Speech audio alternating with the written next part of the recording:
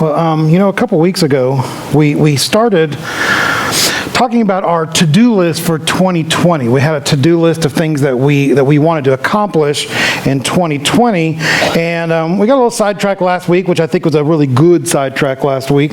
And it was part of what we wanted to do in 2020, but it was maybe helping to reinforce some of that stuff. And I wanted to go back, so we listed several things, but one of the things that we talked about wanting to do in 2020 was to build the church. We have this plan that we want to build the church. And we made this commitment probably about 6 months ago to be on a journey. And so those of you that are maybe new here in the church or just kind of are visiting for the first time or two, I want to let you know we've only been in this facility, I don't know, about 4 or 5 months. We haven't been here very long, I think since late November or something. And we had this thought, well, we need to move. We need to get into a different place. We left a kind of a more permanent building where we had classrooms and office spaces and all that stuff.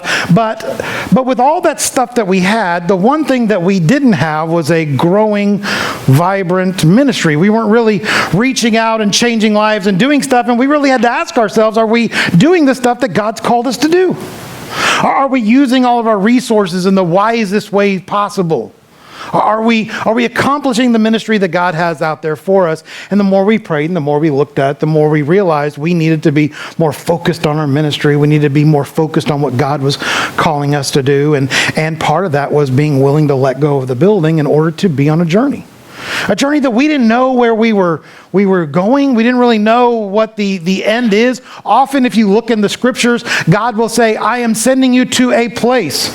And then you and we're like, okay, God, give me the coordinates I can put in my GPS.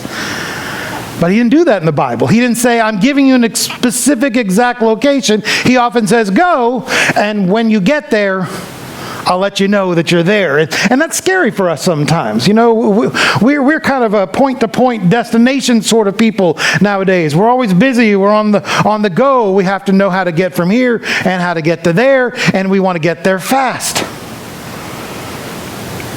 But there's a journey, and we're on a journey. And as we hit the new year, one of the things we were asking is like, okay, well, we're on the journey now, but dear God, we can't be traveling on the journey just blindly. And if you look like in the Old Testament, when the people of God were on a journey from their enslavement in Egypt into the promised land, they were what we often say, wandering in the wilderness.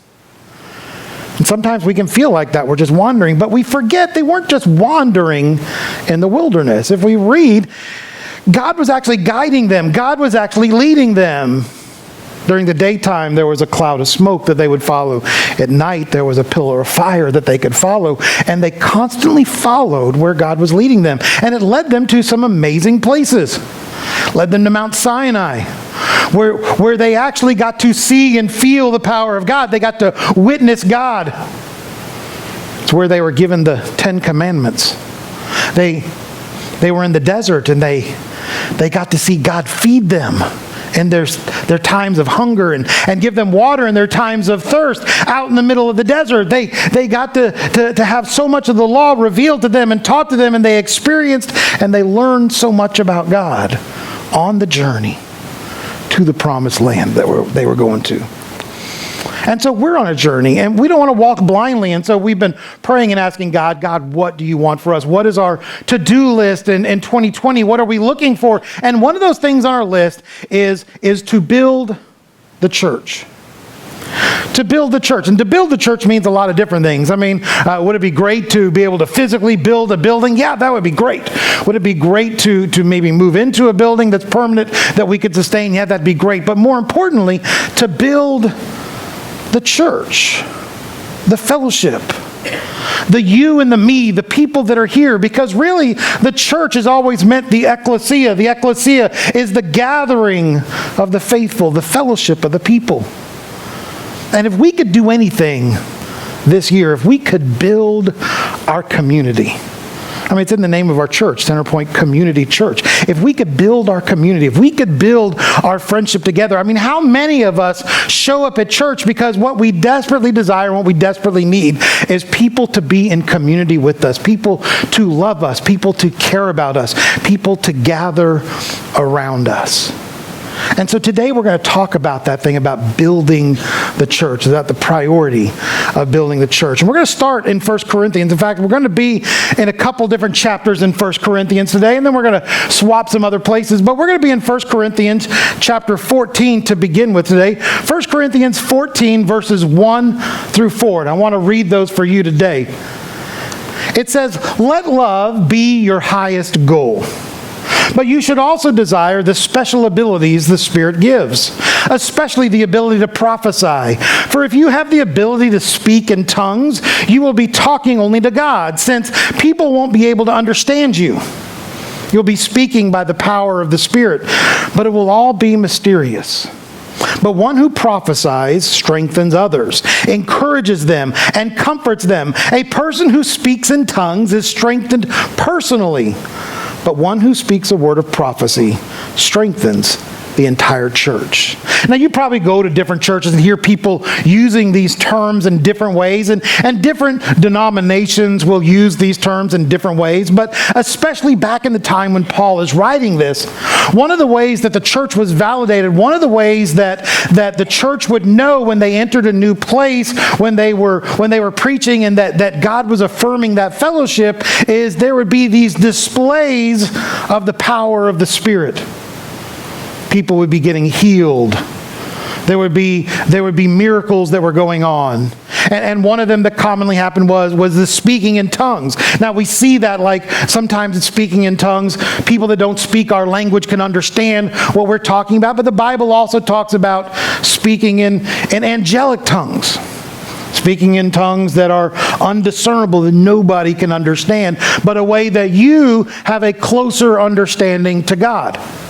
Some of you may have this, we often call this a prayer language. Some of you may have a personal prayer language with God. When you're sitting down and praying in the morning, or when you're in a secluded place, you've gone out fishing and it's just you out there and you're talking to God, the way you talk to God may be very personal and intimate.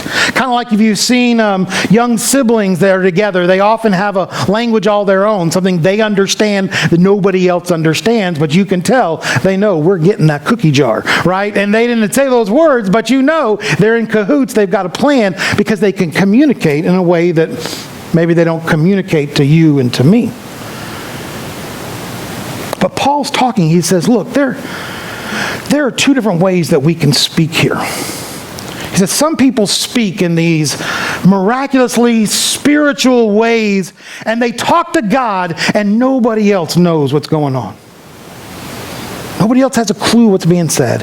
And other people speak words from God to one another in order to, in this passage it says, strengthen the entire church. And Paul says, if I have to choose between the two, if I had to make a choice, do I want to speak words to God that are so mighty and powerful and mysterious and wonderful and make people say, ooh, how are you doing that? What's going on? And it builds me up. Or I have the choice of speaking a word to you, and it builds the church up.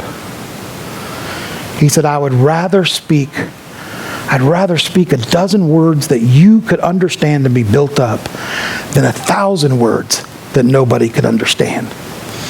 Because there's a word that we use to build up the church. It's a word we use to build each other up. The word is the word edify. That's the word that's being used here when it says strengthen. It's the word edify. Now, some of you that are handy and crafty, some of you that like to build stuff may see the root of this word. Like if you build up an edifice, it's a construction term. It's to build up the outside of the building in a way to make it strong, in a way to make it resist the elements, in a way to make it beautiful, to edify something. It's a word we use in construction nowadays. The edifice of the building, the thing on the outside of the building, that we're going to make it stand strong. And it's the same word that the Bible uses for us as we work with each other. Can we edify one another? If we want to build the church up, if we truly want to see the church grow and the church prosper, we don't do that by following a set of plans. We don't do that by, just rolling out the blueprints and saying, you do this, you do this, you do this. But ultimately we do that by edifying, building each other up. I mean, that was the word that was in my mind when I was a youth. When I was young, when I was in high school, a 10th grader, Cambry's age, we had just moved to a new town, Abilene, Texas. It's where I would end up graduating from high school. Didn't know anybody. Ended up joining this church, and my youth minister, a lady named Dana Mayhall. And I remember Dana Mayhall because she was spunky and wild and fiery, and she screamed a lot. She was like an elementary teacher, one of those people that has way too much energy, and you're like, where does it all come from? And I think they steal it from the kids. That was Dana. She was always on fire. She was always doing something. She was always praising and singing, and she was always about us as teenagers building each other up. And she used that word edify. If she ever heard us say anything negative, if she ever heard us ragging on somebody, she'd yell across the room, edify me. She had a really bad southern drawl. She would yell, edify me. And we instantly knew, somebody said something negative to somebody else. We better go find out what it is. And it was an instant response. We were supposed to edify people. We were supposed to build people up, not tear people down. We were supposed to lift them up and encourage them. We were supposed to edify them. We were supposed to be a blessing to them in every way and in everything that we were going to do. And that was the way that we were going to grow what God was going to do in that youth group, the way we were going to grow what God wanted to accomplish in that town and with the people that we knew and the people that we loved. We were going to do it by edifying people, by building people up. A group of teenagers, many of whom, my best friends, they were twins. They were being raised by a single mom. Because when she found out she was pregnant with twins, and this would be her third and fourth child, Dad was like, I don't want a fourth one. Dad walked out before she'd even given birth. They never knew their dad. And Mom raised these kids, and it was tough. I mean, low income, doing the best they can to scrape by. One of my other best friends was raised in a children's home. Our church would send a van to the children's home and pick them up. Mom and Dad couldn't afford to keep them and didn't want to give them up for adoption, and so they're being raised in a children's home without parents. And you know how bitter that makes some people? But you know what I found in that youth group? These kids that should have been bitter, should have been angry, should have been like, look at all the bad things that have happened.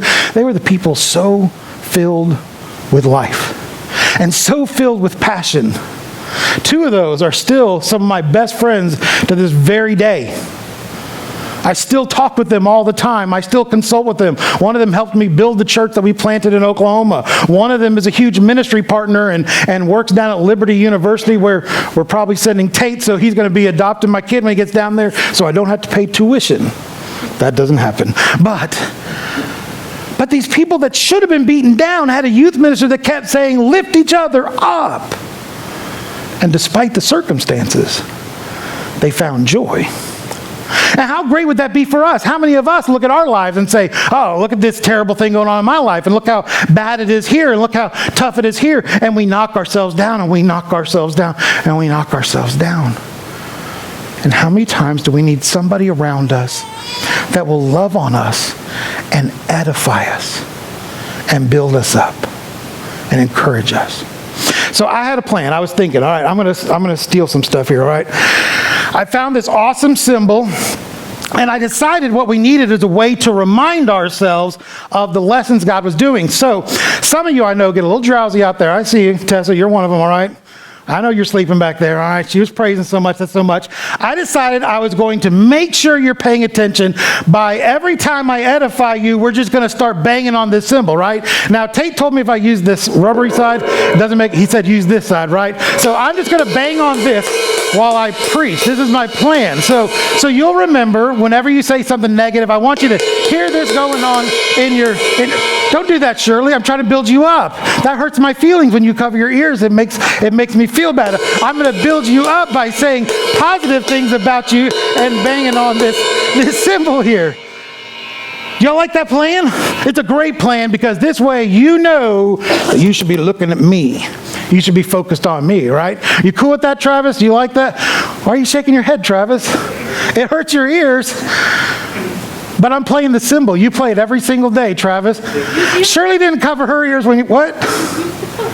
Oh, I need the foot one too? That would be awesome. I'd have both of them. What?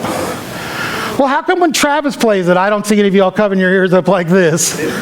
It's different. Oh, it's me. Kim has a rule in our house. What's the rule in our house, Kim? No lessons, no talent, no drill. Oh, if you haven't taken lessons, you're not allowed to play the drums. I see you. All right, I'll put it away, Travis. Travis is mad. Oh, now you made the baby cry. Whatever you did, man. All right, I'll put it back. But I'm going to leave this here, and if you guys start falling asleep, I'm all on getting back up there. Stay. All right. Well, let's look at our next verse. All right. Our next verse is out of 1 Corinthians. It says, if I could speak all the languages of earth and of the angels, but didn't love others, I would only be a noising gong or a clanging cymbal. See where I'm going with this? All right. If all I can do is speak these great flowy things, but I don't love you, and you don't love one another, we don't love each other, what are we? We're a clanging cymbal. That's not pleasant. I've never seen Shirley put her hands over her ears while I'm speaking in the past, but all of a sudden I start doing something that's unpleasant. I was speaking the word. I was telling you the truth. I was still sharing what the gospel had to say, but I wasn't doing it in a way that was filled with passion and compassion. I was doing it in a way to draw attention to me. Look at me. Look how important I am. Hey, you don't do what you want to do. You do what I want to do, and it's unpleasant. It's a clanging cymbal. And so even if I can speak all the languages of earth and all the languages of the angels, but if I don't love you, we don't love one another, it's a clanging cymbal. If I had the gift of prophecy, and if I understood all of God's secret plans and possessed all knowledge, and if I had such faith that I could move mountains, but didn't love others, I'd be nothing. If I gave everything I have to the poor and even sacrificed my body, I could boast about it, but if I didn't love others, I would have gained nothing. Church, what's the secret of the build? We need to be a church that loves the people that are around us. You need to know that when you come in this building, you're going to be embraced and you're going to be loved. Even with your mess ups and your screw ups and your problems and your pains and all that stuff, you need to know that you're going to be loved here. That if we speak a message, it's like what I said at the beginning when I told you that in the Hoosier One broadcast, I talked about being lost. So many times when you hear preacher talk about your lost friends, we get this bad taste in our mouth that by saying the word lost, we mean worthless. We mean rubbish. We mean dirty or undesirable, and that's not what the Bible means. Lostness means we love that person so much because they're not with us.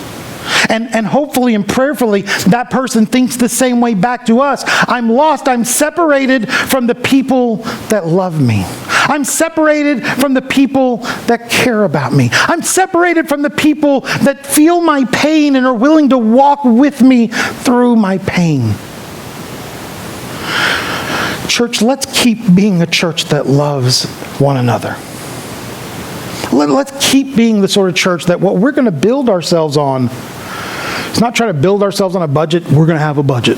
Not trying to build ourselves on a program. Yes, we have programs. Not trying to build ourselves on a preaching series, but we're going to build on this love for one another. We're going to build on this compassion for one another, so that when people come, they don't hear that cymbal, but they hear our heart, and they hear our love. Now, I don't take a lot of good pictures in my life, but this is one of my favorite pictures I ever took, all right? I took this at a church up in Worcester, Massachusetts. How do you like that one, Travis? Travis saying, What do you think about that one? How many of y'all look at that and say, that symbol's broken, that symbol's unloved. That symbol has problems. How does the symbol get like that? You want to know the reality? That symbol, if you can notice, is still connected to that drum kit.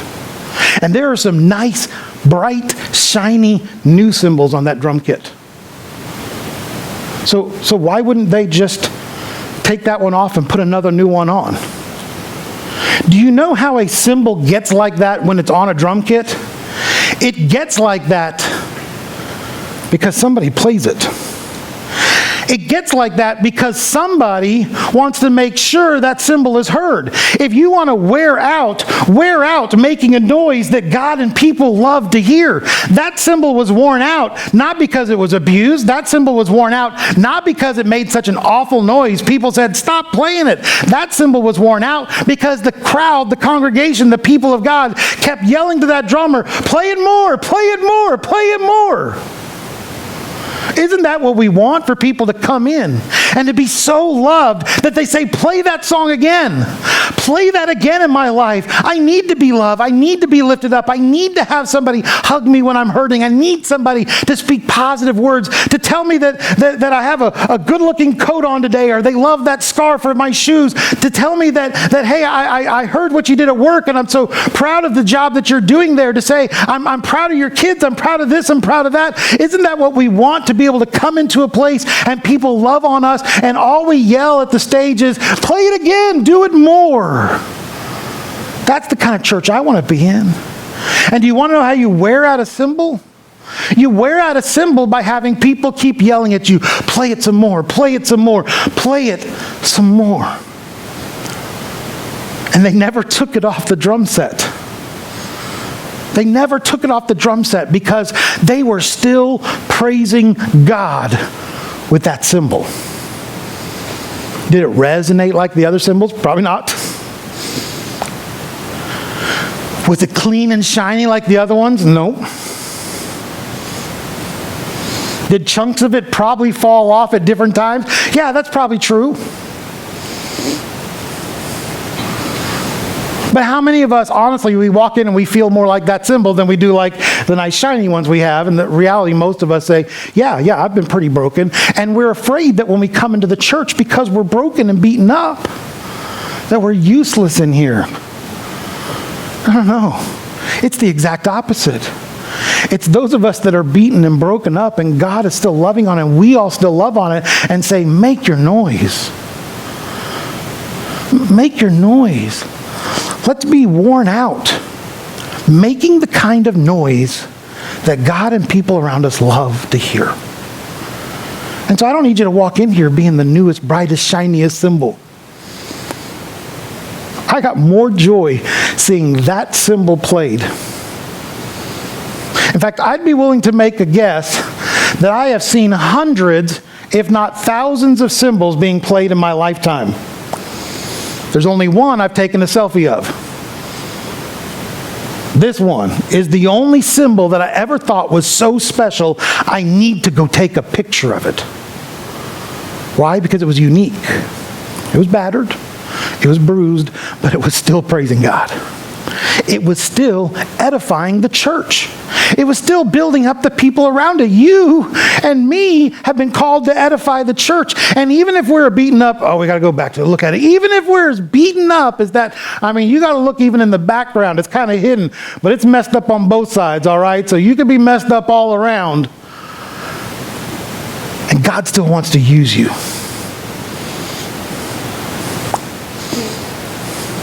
Tate always tells me to take care of the equipment when we put it in the back of the van. The little hi-hat, the one that you step on with the foot and it goes psh, psh, psh. He always tells me, that's careful because that can bend, right? How'd they play the hi-hat in this church? The guy literally picked it up with his hand and he went over and over again. It was the most awesome way I'd ever seen anybody play a hi-hat. It was great. And we love Jesus and we sang praises to God. And when we had our time of reflection like we do and the piano plays softly, they had a time of reflection, but it was a conga line. It was like everybody in the church, and we conga lined around the church. Why? Because we were going to praise God at that time. We were broken. We were misshapen. We were making some gosh awful noises. But we loved each other at that moment. We had passion for each other at that moment. And we shared our brokennesses, and we shared our joys and our triumphs, and we loved each other at that moment. And isn't that what we want? Every single one of you, I want you to think of Centerpoint Community Church as a place where you can come and be loved. And for those of you that have come at different times being broken and being loved on, man, I hope that you continue to grow and share and take that to the next person beyond you. And let them know, hey, I was broken, I was lost, but now I'm found. But how in the world will that build the church? What in the world are we going to do with that? Hey, if we're a bunch of people that love God and love each other, guess what? The church is going to be just fine. The church is going to be fine. In Philippians chapter 1, verse 3, it says, every time I think of you, and this is Paul thinking about the church in Philippi, every time I think of you, I give thanks to my God.